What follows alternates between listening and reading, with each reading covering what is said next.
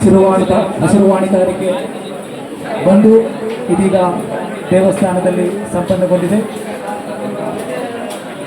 ಪಾನೀಯ ನಾನು ಹಸಿರುವಾಣಿಯ ಒಂದು ಕೊಠಡಿಯಲ್ಲಿ ಇದ್ದೇನೆ.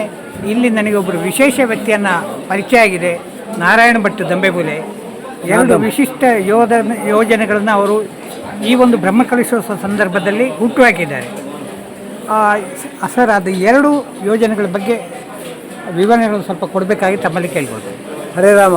ನಾನು ನಾದಂ ನಾರಾಯಣ ಭಟ್ ದಂಬೆಮೂಲೆ ಹೇಳಿ, ನೆಲ್ಲಿಕುಂಜ ವಿಷ್ಣುಮೂರ್ತಿ ದೇವಸ್ಥಾನದ ಪುನರ್ ಪ್ರತಿಷ್ಠೆ ಬ್ರಹ್ಮಕಲಶ ಮಾರ್ಚ್ 29, 2026 ಏಪ್ರಿಲ್ 3 ತನಕ ನಡೆಯಲಿಕ್ಕಿದೆ.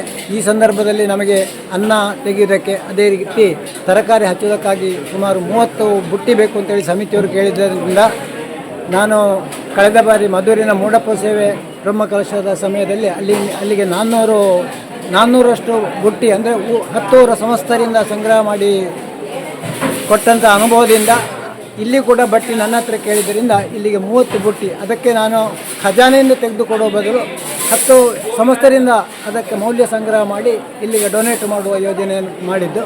ಅದು 300 ರೂಪಾಯಿ ಸಂಗ್ರಹ ಮಾಡಿ ಬುಟ್ಟಿಗೆ ನಾನು 220 ರೂಪಾಯಿ ಕೊಟ್ಟದ್ದು. ಬಾಕಿ 80 ರೂಪಾಯಿದ್ದು 1.5 ಕಿಲೋದಷ್ಟು ಅಕ್ಕಿ, ಹಾಗೆ ಬುಟ್ಟಿ ಅಕ್ಕಿ ಸಮರ್ಪಣೆ ಅಂತ ಈ ಯೋಜನೆ. ಬುಟ್ಟಿ ಮತ್ತು ಅಕ್ಕಿ ಎರಡು ಬುಟ್ಟಿ ಯೋಜನೆ ಅಂತೇಳಿ. ಹಾಗೆ ನಾನು 30 ಕೇಳಿದ್ದು, 32 ಬುಟ್ಟಿ ಬಂದಿದೆ.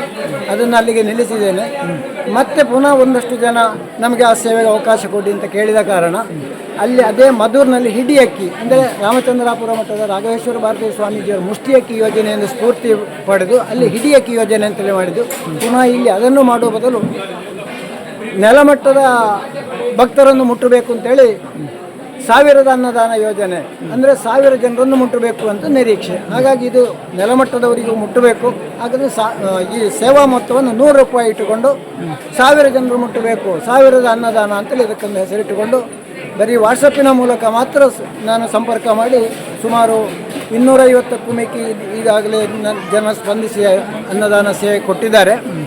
ಇದಕ್ಕೆ ಅವರಿಗೆ ಇನ್ನೂ ಕೂಡ ಈ ಒಂದು ಸೇವಾ ಮನೋಭಾವದ ಒಂದು ಶಕ್ತಿ ಬರಬೇಕು ಅಂತೇಳಿ ಅದು ಇನ್ನಷ್ಟೇ ಪ್ರಾರಂಭ ಮಾಡಬೇಕು. ಯಾಕೆ ಅಂದರೆ ಪ್ರತಿದಿನ ಇಲ್ಲಿ ಅನ್ನದಾನ ಸೇವೆ ನಡೆಯುತ್ತಾ ಉಂಟಲ್ಲ, ಅಲ್ಲಿ ಅನ್ನ ಬೇಯಿಸುವಂಥ ಕೊಪ್ಪರಿಗೆಗೆ 1 ಹಿಡಿ ಅಕ್ಕಿ ಹಾಕುವಂಥ ಅವಕಾಶವನ್ನು ಮುಂದಿನ ದಿನಗಳಲ್ಲಿ 100 ರೂಪಾಯಿ ಕೊಟ್ಟವರಿಗೆ ಕೊಡ್ತೀರಿ. 100 ರೂಪಾಯಿ ಕೊಟ್ಟವರು ಸ್ವತಃ ಬಂದು 1 ಮುಷ್ಟಿ ಅಕ್ಕಿಯನ್ನು ಹಾಕೋದು. ಅದನ್ನು ಇವತ್ತು ರಾತ್ರಿ ಅಂದರೆ ಇಷ್ಟು ಮಧ್ಯಾಹ್ನವರೆಗೆ ಹಾಕಿದಂಥ ಅಕ್ಕಿಯನ್ನು ರಾತ್ರಿಯ ಅನ್ನಕ್ಕೆ ಬಳಸೋದು. ಮತ್ತೆ ಬಂದದ್ದನ್ನು ನಾಳೆ ಬೆಳಗ್ಗಿನ ಅನ್ನಕ್ಕೆ ಅಂದರೆ ನೀವು ಹಾಕಿದಂಥ 1 ಮುಷ್ಟಿ ಇಲ್ಲಿ ಬಂದಂಥ ಸಾವಿರಾರು ಭಕ್ತರು ಕೂಡ ಉಣ್ಣುವ ಕಾಲಿನಲ್ಲಿ ಅದು ಸೇರಬೇಕು ಅಂತ ಹೇಳುವಂಥ ಒಂದು ಕಲ್ಪನೆಯಿಂದ ಈ 1000 ಅನ್ನದಾನ ಅದೇ ಮುಷ್ಟಿ ಅಕ್ಕಿಯನ್ನು ಹಾಕುವಂಥ ಒಂದು ವ್ಯವಸ್ಥೆಯನ್ನು ಜಾರಿ ಮಾಡುವುದಕ್ಕೆ ಉದ್ದೇಶಿಸಿದ್ದೇನೆ. ಒಂದು ಅದ್ಭುತವಾದಂಥ ಒಂದು ಯೋಜನೆಯನ್ನು ಮಾಡಿದ್ದಾರೆ. ಕೇವಲ 100 ರೂಪಾಯಿ ಕೊಡುವುದು ಮಾತ್ರ ಅಲ್ಲ, ಕೊಪ್ಪರಿಗೆಗೆ ಆ ಬಾಪ್ತು ಅಕ್ಕಿಯನ್ನು ಹಾಕುವಂಥದ್ದು, ಆ ಒಂದು ಸೇವೆಯ ಧನ್ಯತೆಯನ್ನು ಪಡೆಯಲು ಅದಕ್ಕೆ ಒಂದಷ್ಟು ವಿಸ್ತೃತ ರೂಪವನ್ನು ಕೊಟ್ಟಿದ್ದಾರೆ. ಜನ ಯಾವ ಮಟ್ಟದವರು ಬೇಕಿದ್ದರೂ ಇದರಲ್ಲಿ ಭಾಗವಹಿಸ್ಬೋದು. ದೊಡ್ಡ ಒಂದು ಅಮೌಂಟನ್ನು ಅವರು ಇಟ್ಟುಕೊಳ್ಳಿಲ್ಲ, ಉದ್ದೇಶಪೂರ್ವಕವಾಗಿ ಬಹಳ ಕನಿಷ್ಠ ಮೊತ್ತದಿಂದ ಇದೊಂದು ಯೋಜನೆಯನ್ನು ಮಾಡಿದ್ದಾರೆ. ಜನರ ಸ್ಪಂದನೆ ಚೆನ್ನಾಗಿದೆ ಅಂತ ಹೇಳುವಂಥದ್ದು ಇಲ್ಲಿ ಅಭಿಮಾನವನ್ನು ಅವರು ಪಡ್ತಾ ಇದ್ದಾರೆ. ಸೊ ಒಂದು ವಿಶಿಷ್ಟ ಯೋಜನೆಯನ್ನು ರೂಪಿಸುವಂಥದ್ದು ಮಾತ್ರ ಅಲ್ಲ, ಇವರು ಹಸಿರುವಾಣಿಗೆ ಸಂಬಂಧಪಟ್ಟ ಅನೇಕ ಅಲಂಕಾರದ ಇದು ನೀವೇ ಮಾಡಿದ್ದಾರೆ ಅಲಂಕಾರ ನೋಡಿ.